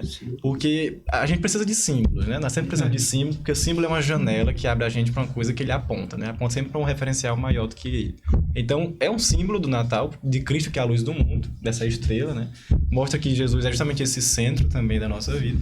Engraçado, você falou da estrela, é para dizer assim também, que Jesus, ele vem ser o centro do universo, porque até os astros param para observá-lo. A estrela parou, ele também... Os anjos, né, foram cantar glória, então ele para também o céu. E ele parou a terra, porque os pastores, os magos, todo mundo, até os animais, as criaturas, né, se curvaram diante dele. Então ele para a criação toda, o céu e a terra, o mundo espiritual, o sobrenatural, o físico. Enfim, ele é o centro do universo. Inclusive separa o nosso ano, nosso calendário, né, nossa contagem, antes de Cristo e depois de Cristo. Então realmente é o centro, né? Aí falou da árvore também. Aí embaixo da árvore está o presente, né? A gente não deve cair no consumismo. O Papa também fala sobre isso, né? O Papa Francisco diz que a gente está comemorando o nascimento pobre, né? De um menino pobre, filho de pais pobres num contexto de pobreza, né? Sim. Mas aí a troca de presente simboliza essa troca de dons entre o céu e a terra, né? Sim. Que o Natal traduz para nós, que o Natal manifesta, melhor dizendo, né? E aí tem um documento da Santa Sé chamado Diretório sobre a Piedade Popular. Ele diz uma coisa muito interessante. Embaixo da árvore de Natal da família cristã está também o presente dos pobres, ou presente para um pobre, porque os pobres fazem parte de toda a família cristã. Então também ter esse cuidado, né? Vamos presentear os filhos, os irmãos, etc., mas que haja também o presente daquele cuja família não teve a mesma possibilidade, né? Manifestando isso, essa troca de dons entre o céu e a terra. Não pode perder o referencial. O referencial é Jesus. Tudo isso, como nós estamos dizendo, tem um valor, mas só terá sentido em função de Cristo. Acho que está com 10 anos que eu vi, mas marcou, né? Para eu me lembrar depois de tanto tempo. Eu vi no jornal, me lembro até que era o Jornal Hoje. Uma coisa assim meio... atípica, né? O Jornal Hoje, no dia de Natal, alguém assiste, eu assisti nesse dia. E aí, uma estatística, parece 70% das pessoas associavam Natal à família. Fizeram uma pesquisa, né? Chegaram dizendo, Natal, o que você se lembra? A pessoa dizia, família. Por um lado é bom, mas por outro é triste, porque deveria remeter primeiramente a Cristo, né? Aí sim a coisa teria sentido, né? Quando tudo parte de Cristo e converge para Cristo. Mas ainda foi melhor do que Papai Noel. Coca-Cola. Bem melhor. A propaganda da Coca. Bem melhor. Ano passado, eu tava saindo da missa de Natal e passei em casa pra tomar banho pra ir pra casa da minha avó, que é onde geralmente a gente se reúne em família. E quando a gente tava passando na rua, a gente parou ali no cruzamento da Barão com a Miguel Rosa e foi uma meditação de nós 4. Eu, meu irmão, meu pai e minha mãe. Ao mesmo tempo, paramos na rua, a gente olhou pro lado e todo mundo... Vocês perceberam que a cidade não tá natalina? E aí foi um negócio que... Foi como um soco assim de... Caramba, hoje é Natal e não... A cidade parece não respirar a atmosfera do Natal, né? Isso é triste. E a gente pode levar... E a gente brincava aqui com relação ao negócio do prefeito e tal, mas... vai ainda além, né? É como se fosse... E aí, se vocês puderem discorrer sobre isso também, para me ajudar também a formar uma meditação mais madura sobre... É como se fosse também um reflexo de como as pessoas têm visto a fé. Ou pelo menos manifestado. Não sei se visto, mas pelo menos manifestado. Digo porque... E pensando no que eu refletia nesses últimos dias, é uma coisa que rebate até em mim, quando, por exemplo, eu me peguei questionando a opção pelo presépio ou não. Então, tá se excluindo as referências que nos levam a ligar o Natal a esse sentido da encarnação, a esse direcionamento de Cristo, e perceber que a cidade tá meio escura, por assim dizer, e posso dizer que talvez nem só por Teresina, mas eu acho que outras cidades também passam por isso, né? Meio que é um alerta, né, pra gente de caramba, tá faltando mesmo. Talvez as pessoas realmente estejam perdendo o referencial de fazer memória a essa questão da árvore, né? Da meditação da árvore que você colocou dos símbolos, né? Tem ali debaixo da terra, tem o tronco, mas tem a copa. Tem a parte da copa. Tem a parte do brilho, tem a parte da luz, que são referências que a gente não pode perder. O que a gente talvez deveria não relativizar tanto.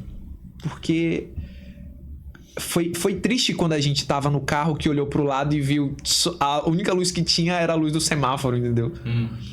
E aí pensar que talvez a gente também tenha deixado um pouco de lado a decoração da nossa própria casa, e isso refletia de casa em casa e acaba refletindo na cidade inteira, né? Eu diria só uma coisinha assim, né? Que existe uma lei universal, né? Que o acessório segue o principal, né? Se o principal perde o sentido, o acessório também perderá, né? E isso é o que a secularização faz. A gente perde nosso referencial simbólico.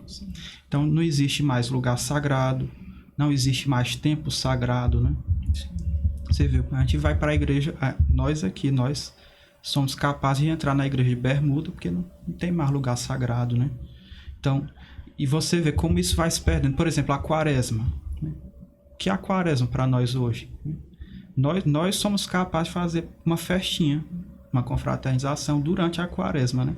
É proibido? Não é, mas mostra que aquilo não diz nada para nós, né? Não chega na nossa vida, não vai lá até o âmago, né? Sim. E houve um tempo em que nós cristãos fazíamos cultura, né? Construíamos cultura. Eu ouvi falar de um fato, não sei se é verdadeiro, né? Mas eu ouvi dizer que o McDonald's, num determinado tempo, vocês podem falar assim. Se eles quiserem patrocinar a gente não vai achar ruim não, mas não tem problema não. Sim, aí então, parece que chegou numa comunidade católica, né? num lugar onde todo mundo era católico, praticante, devoto, né? Mas na sexta-feira ninguém ia lá, porque não comiam carne, né? Então eles tiveram que bolar lá um hambúrguer vegetariano para disponibilizar na sexta-feira. Então o pessoal passou aí para dizer, houve um tempo em que nós fazíamos cultura, né? Hoje em dia nós somos condicionados pela cultura que a gente consome, né? É o secularismo. É triste, né? Infelizmente parece ser a tendência do tempo, né? Mas a gente vai lutar contra essa maré. E a gente falava sobre isso ontem. E aqui o que a gente está fazendo é isso, né? É lutar, remar contra essa maré, né? É por isso que eu me lembro, assim, no início da igreja, o Natal era tempo de evangelização, porque a cultura era pagã ainda, não era cristã. Exatamente. Nós estamos voltando a uma cultura pagã novamente, um mundo cada dia mais totalmente anticristão, abraçando tudo que não é da nossa fé. Inclusive, é só anticristão, mas abraça todos os outros tipos, até coisas esotéricas, coisas assim que... Todas as outras práticas espirituais que não... E isso a gente precisa, então, tomar o Natal também como momento de evangelização, né? De proclamar que Deus, Ele veio e Ele nos quer também junto dEle, né? Ele se interessou por nós, né? Ele veio dar, assim, uma chance, a última, né, da nossa vida, da gente poder se reconciliar. Por isso o Natal também é tempo de perdão, né? Sim. Se você brigou, né, com a sua família, tem os indultos, né, de Natal na esfera civil. Aí o povo quer usar a reunião da família pra brigar. Não briga danado, não. É tempo de se perdoar. Até bem, né? Na ceia de Natal. Tiozão, né? Natal, né? E a namoradinha. A namoradinha. Não, gente, é tempo de perdão. O tio do pavê, né? Sempre tem a piadinha da uva passa, né? Mas enfim, é tempo da gente também procurar se reconciliar. Assim como não é bom que a gente vá dormir de noite, né, com rancor, com decepção com alguém, o marido com a esposa, também não é bom finalizar o ano e começar um novo ano litúrgico, né, que já estamos, com desavenças, né? Vamos ser, assim, capazes de sermos humildes, né? O Natal também é festa da humildade, né? A pobreza da humildade do menino Deus também nos deve gerar em nós essa humildade de reconhecer onde eu errei, né, o que eu fiz de errado, pedir perdão, e assim haver uma reconciliação, e aí sim vai ser Natal bem mais completo, com certeza, né? Certamente. E assim, o peru. Falando em símbolos. O peru não tem nada a ver com o peru, não. Eu queria só voltar lá quando a gente estava falando ainda da parte litúrgica, né? Porque era uma dúvida que eu tinha e que eu acho que é importante a gente falar sobre aqui. Mas nesse período mesmo lá do Advento, a gente está vivendo o Advento e tudo mais, a gente sabe que em cada domingo a gente tem um simbolismo ali da vela, que é acesa, né, em cada missa. Se vocês puderem falar um pouco sobre, né, o que representa cada uma, para quem está em casa eu acho que é uma curiosidade para muitos, né? Às vezes vai lá, pronto, acendeu, mas... Posso só acrescentar mais uma Pode, dúvida sim. dentro da pergunta dos versículos? As cores. Ah, pronto, exatamente. Eu ia acrescentar justamente isso. As cores, porque né? tem a que é cada um cor diferente e tem que são 3 cores iguais e uma diferente. Então, só pra... Exato.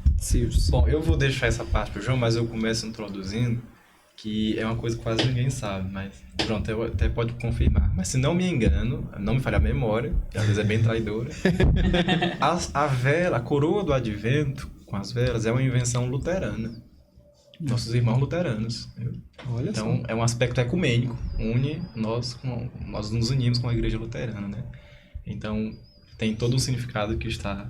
E como diz o Concílio Vaticano II, nós podemos trocar dons, né, que são favoráveis a nós. E como é bonito, né, também o Natal ser o momento de... Exatamente. E com certeza todos nós devemos ter amigos ou familiares que são evangélicos, protestantes, mas não é tempo de briga, não. Mesmo Jesus que nasceu, né, foi para todos, a gente deve se unir. Vão perguntar em quem votou, não. Larga a política de mão na ceia. Tudo, né? Foca no peru. Tá tudo certo. O peru eu não sei o significado, eu sei que é bom, né? Que é gostoso. Eu prefiro uma galinha. Não custa nada. Olha, então a coroa, não existe por exemplo, na liturgia uma regra sobre coroa, né? Na verdade, a liturgia nem prevê coroa do Advento, né? Sim. É uma mesmo? criação que foi se introduzindo e de modo que se tornou realmente um símbolo do tempo do Advento, né? Então, por isso que é totalmente livre, né? Em alguns lugares você tem 4 velas, uma de cada cor, né? Em outros lugares, aí vão criando simbolismo para a cor, né? Diz que a verde é a esperança, né? A branca acende quando está mais próximo do dia de Natal, no último domingo, né? Daí, a rosa da alegria, terceiro domingo. A rosa da alegria, né? No terceiro domingo. Então, em geral, a gente vê mais assim, né? As 3 velas roxas e uma cor de rosa, né? Que seria do terceiro domingo. Acompanhando a cor do paramento do padre, né? Ele usa roxo, né? No primeiro, segundo e quarto domingo. E no terceiro usa paramento rosa. Ou pode usar, né? É obrigatório. E tem lugar onde colocam as 4 velas brancas, né? Por sinal, vi até no Santuário Nacional de Aparecida, né? Mas então, do ponto de vista do como fazer a coroa, é totalmente livre. No tempo que eu era mais novo, ia para o catecismo, eles ensinavam assim, que o formato circular da coroa, uma espécie de uma guirlanda, mostra a eternidade de Deus, né? Sim. Aí havia uma fita vermelha entrelaçada. Eu lembro. Hoje em dia a gente vê pouco, né? Eu não vejo mais a fita, mas eu lembro. Diziam que era o amor de Deus, né? Que vai entrelaçando a história, né? Que vai atravessando a história, melhor dizendo, né? Mas então, aí... Agora, o grande símbolo da coroa do Advento qual é? É a luz de Cristo, que vai nos iluminando, né? E esse aspecto, assim, progressivo da revelação de Deus, né? Deus não se revelou de uma vez. Isso foi se revelando pelos profetas, etc. Até que nestes tempos, que são os últimos, como diz o apóstolo, né? Ele nos falou por meio do seu Filho, né? Porque às vezes a gente cria alegoria demais, simbolismo demais, aí na teologia da liturgia a gente cai no que se chama de alegorese, que no popular é forçação de barra. Ninguém vai forçar a barra, não. No carnaval tá na alegoria da... Sim. Muito bom. Boa. Então acho que ficou claro, né? Então já voltando aqui pra onde a gente já tava, que eu voltei lá porque eu sei foi pertinente, né? Mas a gente sabe ali... Deu pra entender, né? Assim, a história da luz de Cristo, né? Porque o Natal tem muito essa tensão, né? De luz e trevas e tudo. Inclusive, mas na minha cabeça eu pensei que tinha, eu pensei que tá do lá. Do sol nascente, né? Alguma coisa. Acendei-vos as velas. Eu pensei que era algo bíblico, né? Mas não exatamente. Mas assim, no Natal a gente tem algumas práticas também que nos trazem algumas indulgências, né? E aí, para quem tá em casa e até pra gente mesmo, que é uma curiosidade real, né? Quais são essas práticas e como que a gente pode entender uma indulgência, né? O que realmente seria? Como é que a gente consegue? Quais são? Como é que é? Olha, eu vou começar e o João completa. É muito da prática penitencial da igreja. Sim. Nós nos confessamos, mas todo pecado, toda ação, inclusive no nosso mundo civil, ele tem uma consequência, né? Os crimes... Exatamente. Veja, os crimes de Hitler, por exemplo, não acabou quando ele morreu. Não, os crimes continuam, né? Toda a perversidade, etc. Então, na nossa vida espiritual, também os nossos pecados, por mais que nós nos confessemos e somos perdoados, Deus joga no mar do esquecimento. Não vamos aqui entrar com escrúpulo, né? Realmente, Deus nos perdoa. Mas existe consequência dos nossos pecados. Então, a gente precisa pagar como se fosse uma pena para redimir e satisfazer aquele pecado que nós cometemos, né? Já fomos perdoados, ok. Mas, às vezes, fica... é como se ficasse realmente a consequência daquele tipo pecado de na nossa remorso, vida. Né? Exatamente. E a gente precisa, então, com a indulgência dá essa capacidade, né? De redimir, de restaurar aquilo que foi destruído, né, na gente. Então, a penitência da indulgência, né? Que tem um caráter penitencial, que nos garante, então, essa restauração, vai nos restaurando na ordem da graça, porque nós temos um organismo espiritual, sim, não só, né, organismo aqui, mas há um organismo espiritual que vai se restaurando com as práticas penitenciais através da indulgência. Aí a indulgência é um favor que a igreja, que por autoridade de Jesus, né, que liga no céu, na terra, desliga, ela concede, então, né, aos seus filhos oportunidades, né, que são bem pontuais durante o ano, então em um ano santo, né, como a gente teve o ano da misericórdia, né, a indulgência, que pode ser plenária ou parcial, né? A plenária precisa de confissão, né, rezar pelo Papa e comungar, aí realmente completamente plena, né, a nossa restauração e o perdão das culpas, das consequências do pecado. Mas a parcial também a gente pode ganhar com coisas bem pequenas, que a igreja já até catalogou, né, rezar um terço, ganhar indulgência. Se a gente lê a Bíblia, 30 minutos por dia, isso está nos documentos da igreja, a gente ganha indulgência. Indulgência. A gente ganha indulgência por ler a Bíblia, né? Meditar, né? Fazer lexo divina. Então, são coisas bem acessíveis a nós. Mas essa do Natal, né? Ter o natalino é bem mais especial. Então, eu só... pode ser uma comparação horrível o que eu vou dizer aqui. Mas eu acho que pra gente entender, né? Como um computador, vamos lá. A gente tá com muitos arquivos, tá lotado o computador, a gente apagou, né? Ali, Jesus apaga esses arquivos e tudo mais. Só que a gente precisa esvaziar a lixeira, Isso. né? Então as indulgências seriam Às vezes tem um Baidu né? lá. Que... Exatamente. Às vezes você baixou uma foto, um arquivo e veio algo, ou não, como é o nome do... Os cavalos de Troia. Os cavalos de Troia da vida. Então, pois São João Maria Vianney tem uma comparação muito mais horrível que a sua. Ai, pô, eu me senti tão herege aqui depois que eu falei. Ainda bem. Muito mais horrível. Sim. Que ele compara assim com um quarto ou um cômodo cheio de esterco. Cheio de esterco, né? É a alma que está em pecado. Então, quando você confessou, é como se tivesse tirado todo o esterco de dentro do quarto. Sim. Tirou, né? Mas permanece aquele mau odor, aquele fedor. Caatinga. Exatamente.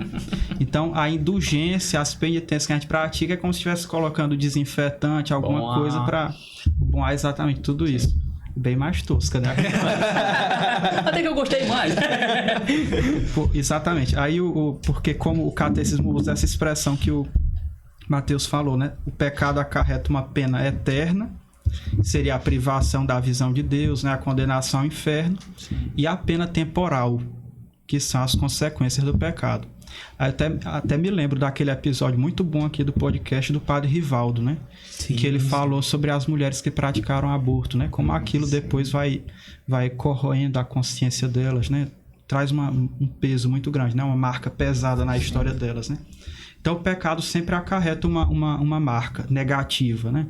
E a indulgência não pode ser entendida assim como uma mágica, uma obra mágica. Eu pratico e aquela obra indulgenciada e acabou-se a consequência. Não, porque a indulgência supõe mais do que a obra indulgenciada. Além da obra indulgenciada, é preciso a confissão, a comunhão, a oração nas intenções do Papa e o desapego a todo pecado, mesmo venial. Isso é o que está no catecismo, é o que está no ensino da igreja de todos os tempos, né? Sim. Então, nem adiantaria praticar a obra indulgenciada se eu ainda tenho apego ao pecado, né? Eu vou praticar aqui a obra, mas daqui a pouco eu vou pecar. Não é um checklist, não é obra mágica, não existe mágica na vida espiritual, né? A vida espiritual é um caminho que a gente constrói, né? Então, no tempo de Natal, concretamente falando, aí existem duas obras indulgenciadas, né? No dia 31 de dezembro, que é o último dia do ano civil, é o Te Deum, aquele hino de ação de graças da igreja. Em português é A Vós, ó Deus, né? A Vós, ó Deus, louvamos, a Vós, Senhor, cantamos. Né? Quem reza o Te Deum privadamente lucra uma indulgência parcial. Quem reza em comunidade ou canta em comunidade lucra uma indulgência plenária. Mas, naturalmente, não é só o Te Deum. O Te Deum é a obra indulgenciada. Mas, além disso, é preciso confessar, comungar, rezar nas intenções do Papa e ter o desapego a todo e qualquer pecado, né? Então, no dia 31 de dezembro, o Te Deum, e no dia 1º de janeiro, o Veni Creator Spiritus, né? Vem Espírito Criador, né? Aí a igreja está nos ensinando. No último dia do ano, nos ensina a agradecer, né? Ser gratos a Deus por todos os seus benefícios. E no 1º dia do ano civil, nos ensina a invocar o Espírito Santo, que é aquele que deve estar à frente das nossas ações. Mas isso que o Mateus falou também é interessante a gente pensar, né? Que cotidianamente nós podemos lucrar indulgências, né? Que nós podemos também aplicar pelas almas dos fiéis defuntos. E é muito bom que nós façamos, porque é uma grande obra de caridade e uma grande sabedoria, porque é muito interessante para nós termos amigos no céu, né? Sim. Devendo favor a gente, né? Exemplo, curtindo o purgatório. Minha gente aí. Então, essas indulgências cotidianas, né? Por exemplo, a leitura bíblica, a adoração ao Santíssimo Sacramento, a meditação do Rosário, né? Quem quiser mais detalhe, tem o manual de indulgências, né? O manual das indulgências do Vaticano, está disponível aí na internet e está fácil ao acesso de todos, né? Mas perceber isso, não é mágica, né? É coisa séria. Perfeito.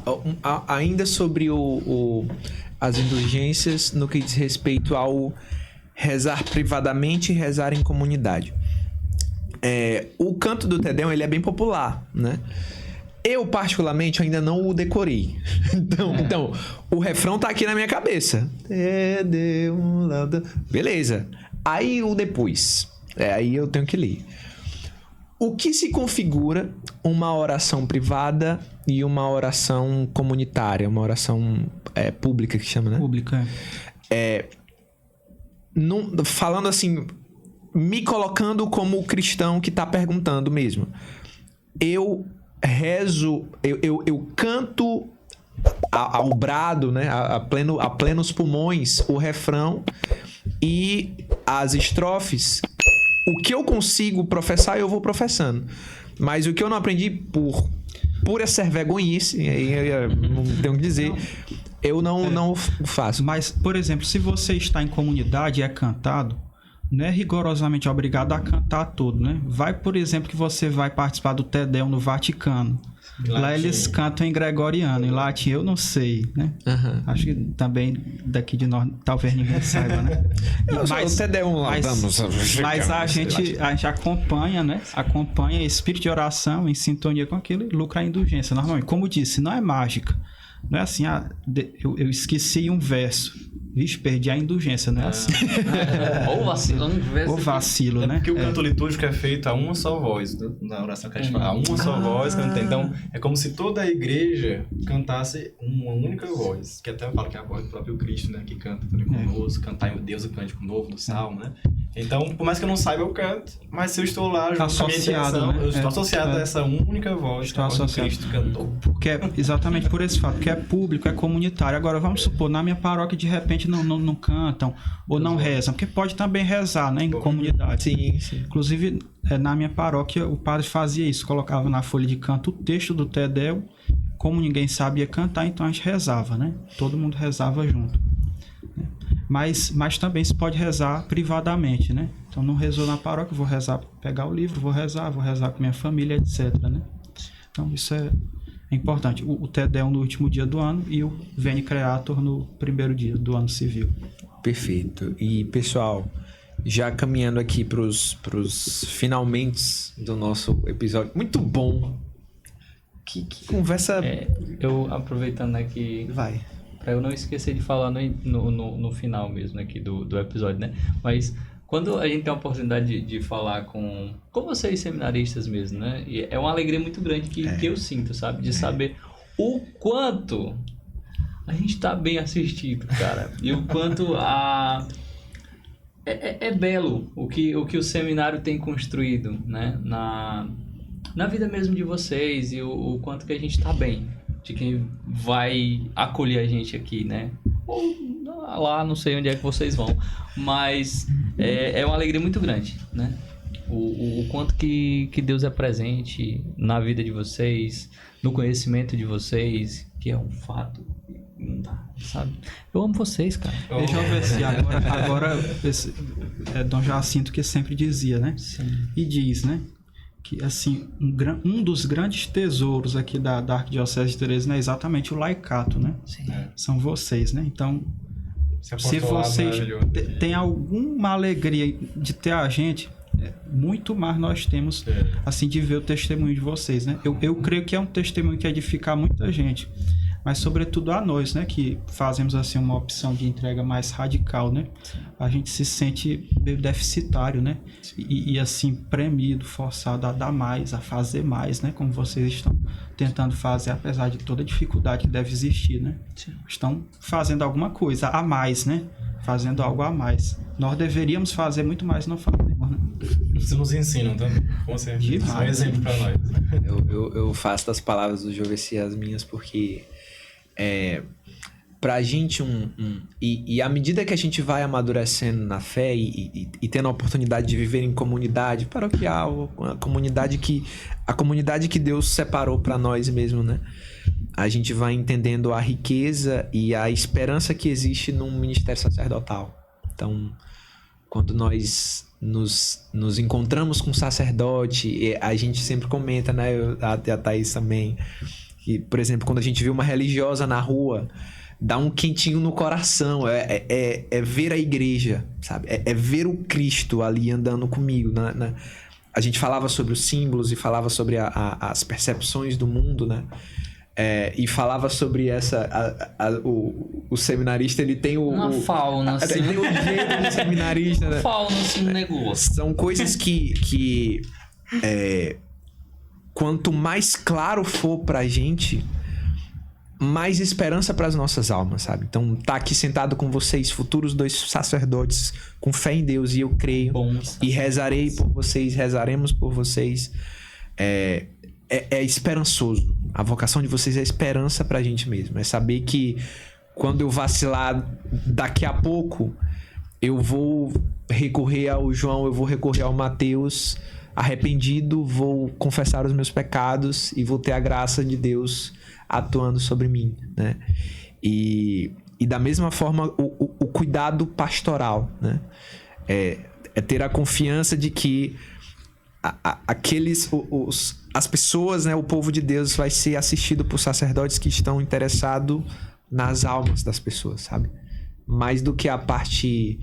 E claro, que tem o seu valor, e aqui, pelo amor de Deus, maturidade, pelo que eu vou falar agora, pelo amor de Deus, mas mais do que a parte administrativa de gestão paroquial, né, que é difícil e é importante que se tenha, mas sacerdotes interessados nas almas, sabe? Então, um humilde pedido deste insignificante irmão que vocês têm aqui, mas quando forem sacerdotes, estiverem as comunidades de vocês, né, confiadas pela igreja,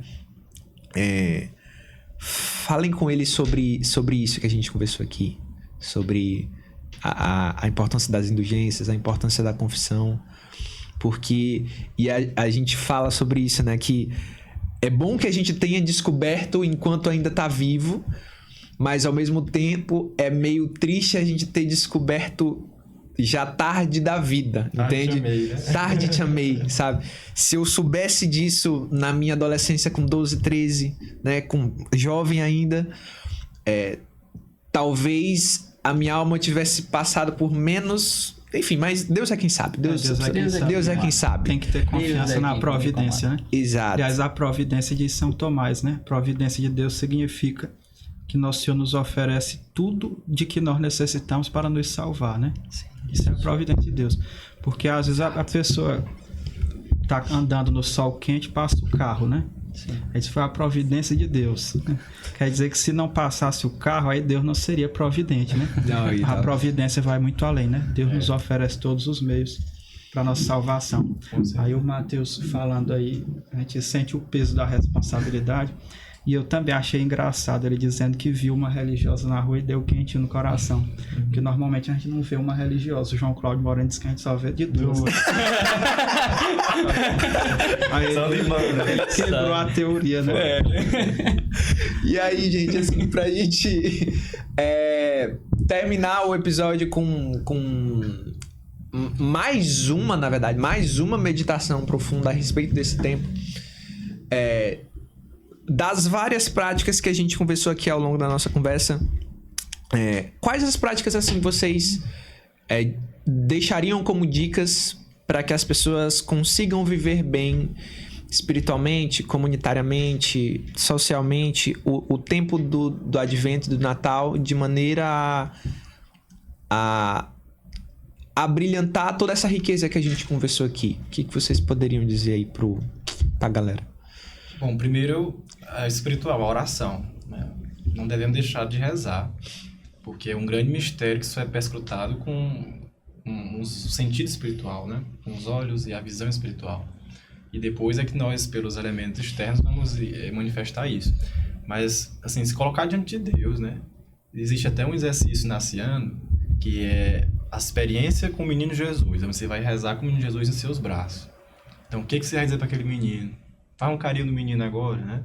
Ele tá chorando, você vai fazer o que para ele? Então, é realmente colocar nos seus braços o mistério que realmente chega até nós. Então, como você rezaria para aquele menino, né? Inclusive, Santa Teresinha, eu me lembro agora, ela falou: não se pode ter medo de um Deus que se fez menino. Como eu vou ter medo?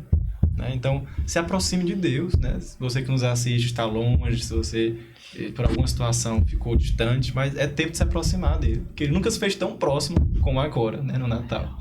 Então, volta para ele, né? Ele que veio até você. Então, se coloque em oração, né? Contemple esse mistério. E depois externar, né? O que foi trazido para o interior, a externo. Aí eu vou me vestir bem no Natal, né? Colocar aquela melhor roupa do ano. E vou com toda a alegria, né? Pra missa, por mais que demore um pouquinho e a sexta esteja depois da missa, né? Mas aguenta, né? E vai com toda a animação, a alegria, porque é realmente o findar de um ano civil, mas a celebração de uma grande novidade, né? Veio até nós o Salvador, que é Cristo nosso Senhor, né? Ele vem até nós. Então, assim, manifestar com práticas mesmo humanas, né? Essa grande alegria. Então, de que adianta celebrar o Natal, por exemplo, com a cara fechada, zangado? Não, vamos realmente manifestar a alegria, passando até do vestir até o proceder, até os stories do Instagram, enfim. Manifestar, mostrar para o mundo, né? Que realmente nasceu para nós o Salvador, que é Cristo, o Senhor. Então, a oração e o portar-se, né? Externo. Verdade. Só acrescentar isso daí à caridade, né? A caridade. Caridade que cobre uma multidão de pecados, né? Como diz o apóstolo. E aí, nesse período de final de ano, a gente está com o coração mais sensibilizado, né? Normalmente tem muitas iniciativas, né? O ideal era que tivesse o ano todo, mas se tem agora, aproveitemos, né? De repente, sobra da nossa ceia, né? Então, por que eu não ajudo alguém, né? A ter um pouco mais de conforto, de qualidade, né? Nesse período. Caridade, né? Ser caridoso, porque sobretudo é isso que Nosso Senhor nos ensina, né? Na Gruta de Belém. Ele se dá a nós, né? Se dá totalmente a nós. Nos ensina todas as virtudes ali no silêncio da gruta, né? A humildade, a resignação, a paciência, né? Sobretudo a caridade. Ele se dá totalmente a nós, né? A nossa humanidade.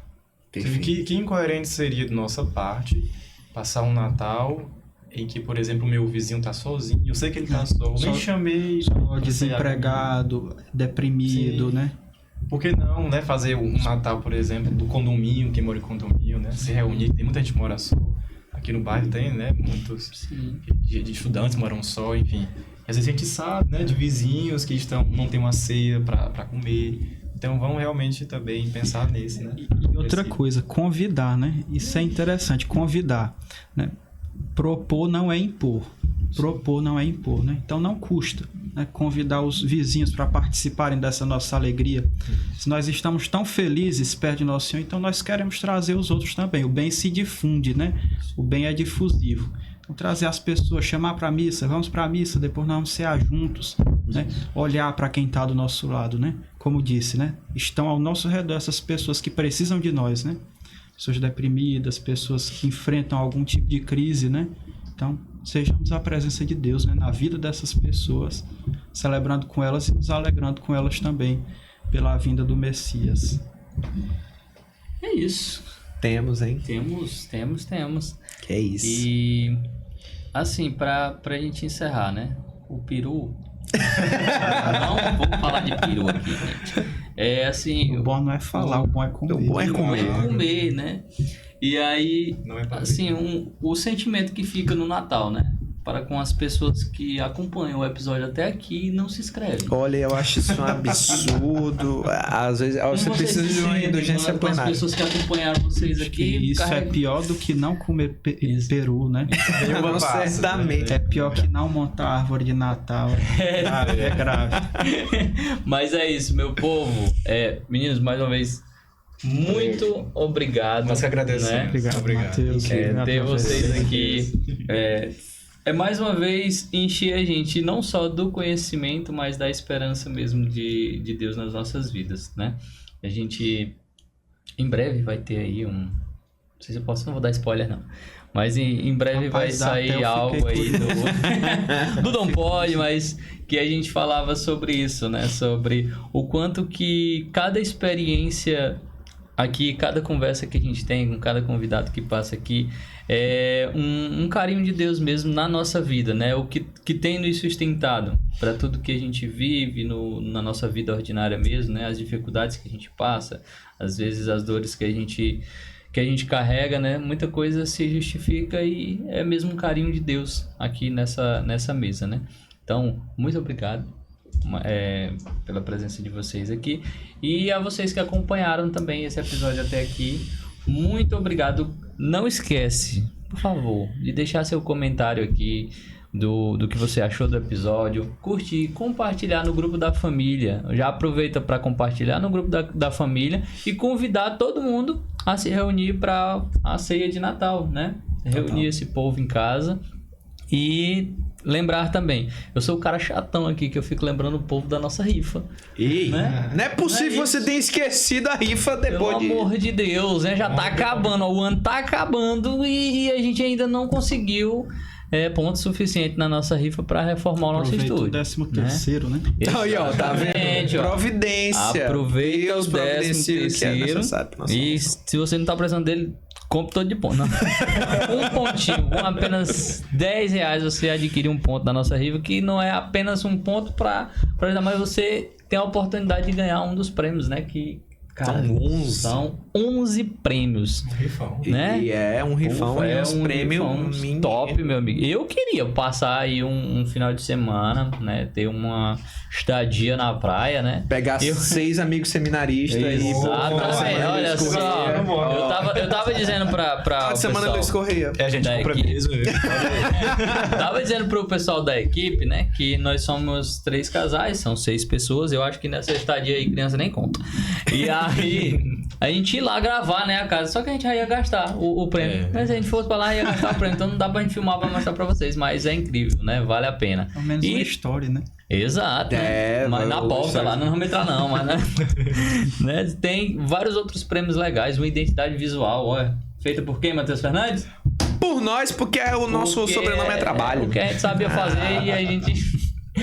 colocou aí na rifa também e vários outros prêmios aí. Inclusive agradecer a todas as pessoas que ajudaram na rifa aí com os prêmios, né? Doando os prêmios pra gente. Então, meu povo, muito obrigado. Fiquem com Deus, um cheiro no coração de cada um de vocês, né? Rezem por nós, rezem pelos seminaristas, rezem pelas vocações, rezem pela família de vocês nesse Natal. Eu vou botar a partir de agora uma musiquinha de Natal pra gente encerrar. Noite Feliz, fala de Jesus. Noite Feliz. A gente vai colocar uma que fale de Jesus. Pode ser que o YouTube derrube nosso... Não vai derrubar nada. Derruba nada, já tá no direito público. Já tá? Pois pronto. É isso. Tá. Então, pô, obrigado. Mais alguma coisa, Matheus Fernandes? É isso, pessoal. Link da rifa na descrição. Rezem por nós, rezem pelos nossos futuros sacerdotes e um bom e santo Natal. Até a próxima. Valeu. Feliz Natal. Jesus.